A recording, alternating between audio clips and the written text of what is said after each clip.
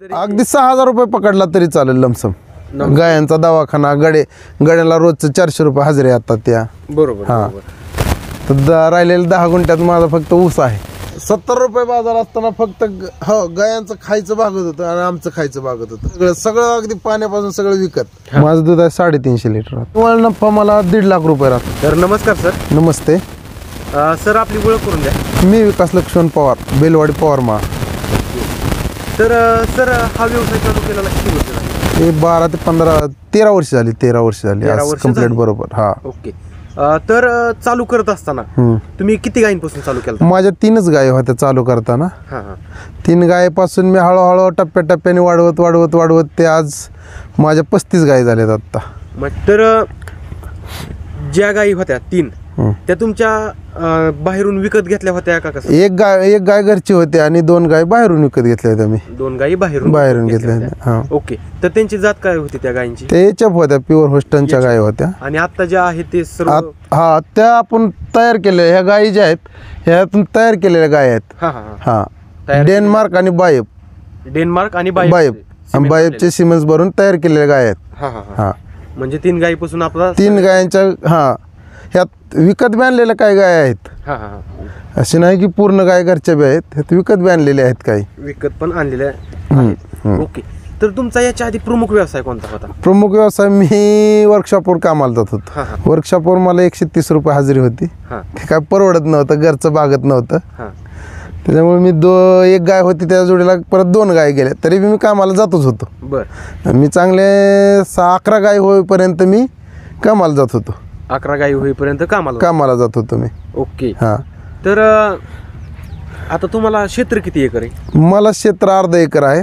त्यातून हे 10 गुंठे गेले, मुरगासापर्यंत 10 गुंठे गेले माझं फ्री हाऊसिंग ही सगळं. म्हणजे 10 गुंठे गेलं. 10 गुंठे गेले, 10 गुंठे राहिलेलं आहे आता मला. अर्धा एकर क्षेत्र 10 गुंठे याला घालून 10 गुंठे याला गोट्यापासून जे इथं मुरगासापर्यंत माझं 10 गुंठे क्षेत्र गेलेलं आहे. हा. तर राहिलेले 10 गुंठ्यात माझा फक्त ऊस आहे. तेवढाच. बाहेरून बाकीचा चारा टोटली चारा बाहेरून असतो माझं. हे 8-10 दिवसाची वैरण भागते माझी वर्षातनं घरची. वर्षातून जास्तीत जास्त 15 दिवस ह्याच्यावर भागतच नाही. म्हणजे 100% बाहेरूनच 100% बाहेरूनच चालू आहे माझं.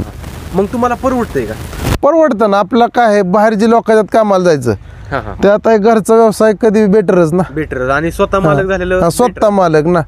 कोणी आपल्या नाही ना, आपण पाहिजे ते काम करू शकतोय. बरोबर. तर आता कसं नियोजन असतं तुमचं? म्हणजे दिनक्रम कसा? दिनक्रम सकाळी आम्ही 4 वाजता उठतो. बरोबर. हा. मी आणि गडी एक बिहारी आहे. आम्ही दोघं 4 वाजता उठतो. 4 वाजता इथून गाय आत घेतो शेडमध्ये. शेडमध्ये कुट्टी वगैरे अगोदर संध्याकाळी टाकून ठेवलेली असते. गाय आत घ्यायच्या, राहिलेल्या गायांना कुट्टी टाकायची. जी फ्री हाऊसिंग मध्ये राहिलेल्या का 5-4 गायी तिकडं म्हशीच्या गोट्यात असतात. 7 गायी तिथं कालवडे, त्यांना कुट्टी टाकून घ्यायची. गाया घेऊन कुट्टी टाकतो तर साधारण अर्धा तास जातो. 5 वाजता आम्ही 10-15 मिनिटं बसतो आणि 5 वाजता धाराला बसतो. 5 ते 6:30 पर्यंत धारा चालते. 1.5 तास. 6:30ला धारा झाले की मग गाया परत सोडून द्यायच्या फ्री हाऊसिंग मध्ये. तोपर्यंत कुट्टी खाऊन घेतात, पेंट खाऊन घेतात. बरोबर. हे सगळं धारा बरोबरच चालू असतं. धारा काढत आमची मंडळी आई ही धारा काढतात. आम्ही सगळीच. मी पेंट टाकत घेतो. बरोबर. तर हा झालं दिवसाचं नियोजन. आणि तिथून पुढे मग वैरण आणायची. ही गाड्याचं गोट्यातलं चालतं, माझं वैरणीच चालतं. ओके. आता वैरण कशी आणता? म्हणजे कसं मिळतं तुम्हाला? खर्च किती होतो वैरणीचा? वैरणी साधारण आता आपण ऊस घेतो गुंट्यावरती. रोजचं साधारण 1,000 रुपयाची ऊस, 1,000 रुपयाची मक्का लागते. बरोबर. 2,000 रुपये लागतं. 100% जाते. 2,000चं 35 गायींना तुमचा रोजचा चारा आणि 400-500 रुपयाचं वाढ. म्हणजे एक 2,500 रुपये वैरणीसाठी लागतात. बरोबर. म्हणजे 2,500 वैरणीसाठी लागतात. आणि खुराक किती लागतो गायींना? खुराक आपल्याला एक 2 पोती लागतात पेंडीची. 2 पोती 3,000 रुपयाचं खुराक लागतं मला. 3,000 रुपयाचं खुराक. बर. तर साधारणपणे कमीत कमी 5,000 रुपये इझी खर्च आहे म्हणायचं. 5-5.5 रुपये खर्च आहे. नाही म्हणलं तरी अगदी 6,000 रुपये पकडला तरी चालेल लमसम. गायांचा दवाखाना गड्याला रोजचं 400 रुपये हजेरी येतात त्या. बरोबर. तर नाही म्हणलं तरी 2 लाख रुपये खर्च. 3 लाख रुपये आपल्याला महिन्याचं होत्यात उत्पन्न. 3-3.5 लाख रुपये आता. 3.5 लाख रुपये. हा. आणि सगळं खर्च पकडला तर एक 2 लाख रुपयाच्या आतच खर्च म्हणजे होतो. वाचतोय मला. हा. बरोबर. हा. तर तुम्हाला निव्वळ नफा किती राहतो? निव्वळ नफा मला 1.5 लाख रुपये राहतो. 1.5 लाख रुपये राहतो. हा, 1.5 लाख रुपये निव्वळ नफा राहतो. म्हणजे ज्याला हा. 5-5, 10-10 एकर शेती हा, असून हा. त्यांना निव्वळ नफा महिन्याला हा. 1.5 लाख रुपये राहत नाही. तर तुमचं 10 गुंठ क्षेत्र असून तुम्ही 1.5 लाख रुपये महिन्याला निव्वळ नफा निव्वळ नफा काढतो मी. बर. तर आता दूध किती जाते सरासरी? माझं दूध आहे 350 लिटर राहतं. 350 लिटर. तर सध्या दूध देणाऱ्या गायी किती? दूध देणाऱ्या गाय आहेत 23 गायी दूध देणार. दूध देणारे आहेत. ओके. तर 23 गायींचं आणि बाकीच्या गाभण आहेत मग? बाकीच्या गाभण आहेत, कालवड आहेत. काय कालवड किती? तर कालवडी 7 कालवडी आहेत ती. 7 कालवडी आहेत. ओके. ज्या वेळेस कालवड जलमती त्या तिथून पुढे त्यांचं नियोजन कसं कसं असतं? त्याला काय 2 महिने दूध पाजायचं, 2-3 महिने. हां. एक 10-12 दिवसानंतर गायींचं खुराक भेटतं कालवडांचं. बरोबर. हा, बोविनचं 1 नंबर म्हणून पेंट भेटती किंवा दुसऱ्या कंपनीची कुठली पेंट भेटती. मग ती जलमलेल्या 8-10 दिवसापासून चालू करायची. बरोबर. आणि ती मग गाभण राहीपर्यंत त्याचं टप्प्याटप्प्याने 3 स्टेपमध्ये ती पेंट असते. हां हां. मग ती 3 स्टेपमधली पेंट 6-6 महिन्याच्या फरकाने द्यायची असते. बरोबर. हा. 6 महिन्यापर्यंत 1 नंबर, 6 महिन्याच्या नंतर 2 नंबर. 2 नंबर पेंट ती गाभण राहीपर्यंत 2 नंबर द्यायची. गाभण काळात 3 नंबर पेंट द्यायची.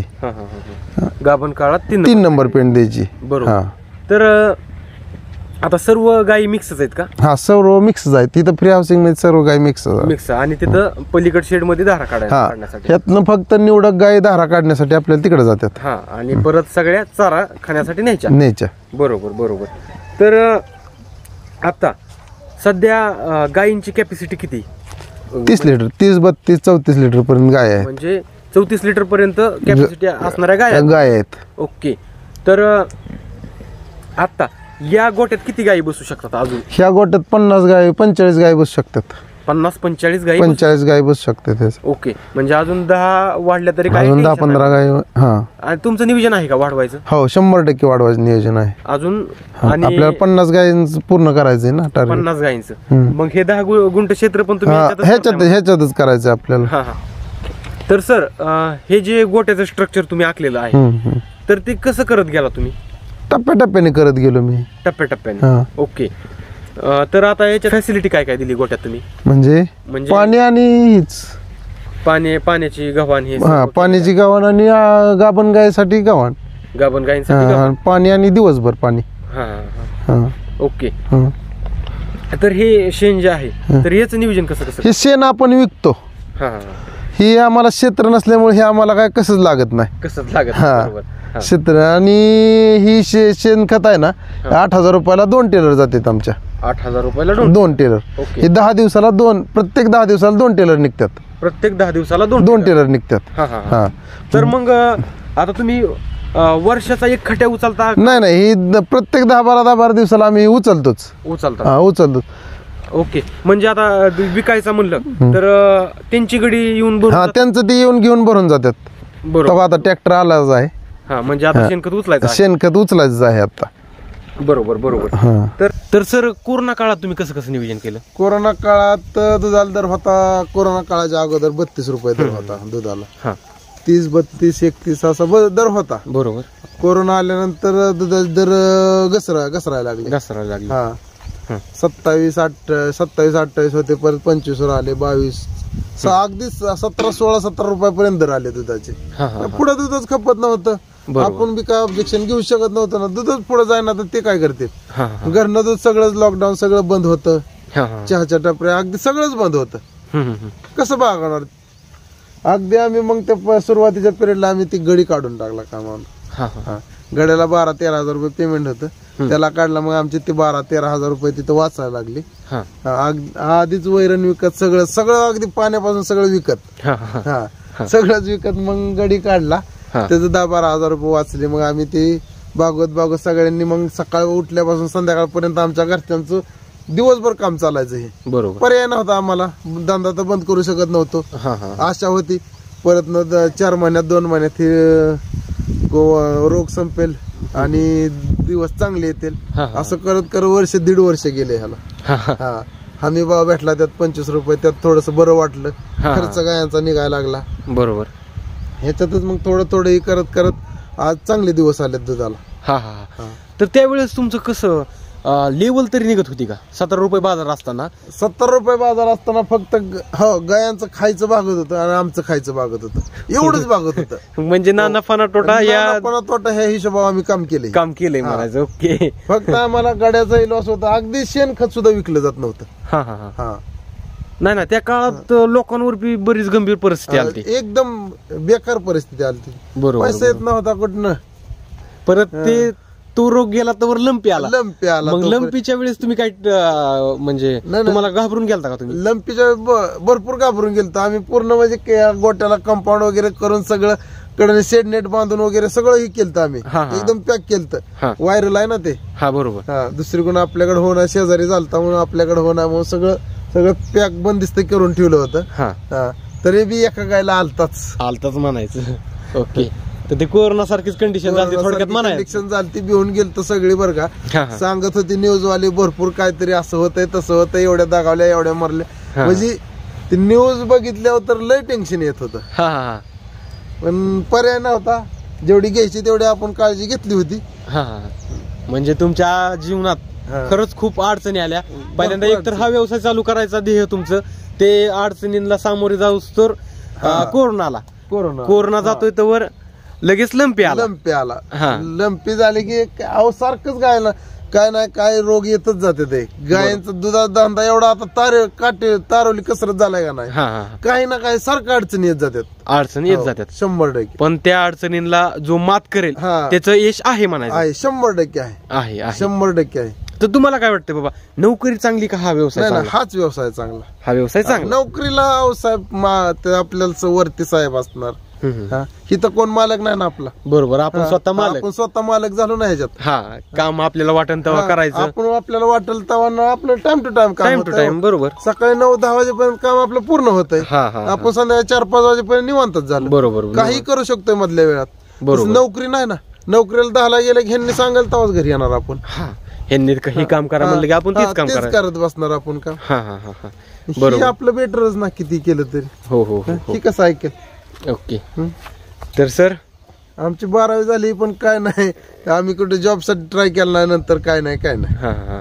12वी करून हा व्यवसाय चालू. 12वी करून हा व्यवसाय चालू केला. हा हा. एकदम यशस्वी झाला. हा एकदम यशस्वी. म्हणजे आज इथले लोक एका फोनवर म्हणलं तरी गायांचा टेम्पो भरून देतील. हा हा. हा ओके. एवढी व्यापारी लोक म्हणजे एवढी आपली क्रेडिट तयार झाली मार्केटमध्ये. बरोबर बरोबर. तर सर धन्यवाद आपण आपला मौल्यवान वेळ दिल्याबद्दल. ओके. शेतकरी मित्रांनो, जर HF गायींची खरेदी करायची असेल तर स्क्रीनवरील नंबरवर संपर्क साधा. अतिशय चांगल्या दर्जाच्या गायी हरियाणातील कर्नाल येथील ओम डेअरी फार्मवरती मिळतील.